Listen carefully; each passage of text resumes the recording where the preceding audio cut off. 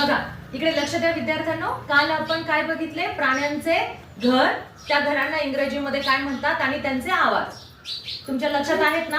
तर स्कॉलरशिप मध्ये प्रश्न विचारला जातो. कोणता प्रश्न असतो तो, which is the living place of a mouse. आता त्यांनी काय विचारलेले आहे, माऊस कुठे राहतो. मग आता तुम्हाला इथे ऑप्शन दिलेले आहेत. कोणते ऑप्शन आहेत, केव. केव म्हणजे काय, लेण्या.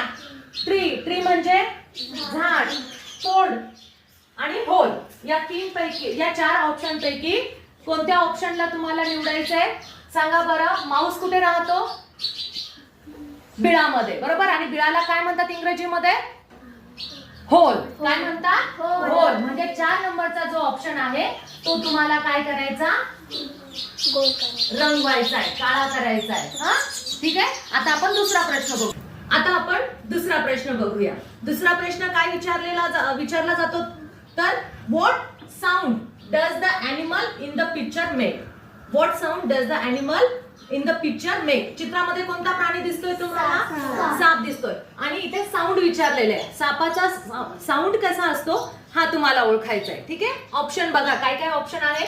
पहिला आहे ग्रंट, दुसरा आहे हिस, तिसरा आहे चीप आणि चौथा आहे क्राय. मग सांगा बरं कोणतं ऑप्शन येतं, जो चित्रामध्ये तुम्हाला प्राणी दिसतो त्या प्राण्याचा साऊंड कसा असेल. हा ईश्वरी, सापाचा साऊंड कसा असतो, हिस. काय करतो साप, हिस. म्हणजे 2 नंबरच्या ऑप्शनला तुम्हाला काय करावं लागणार आहे, गोल.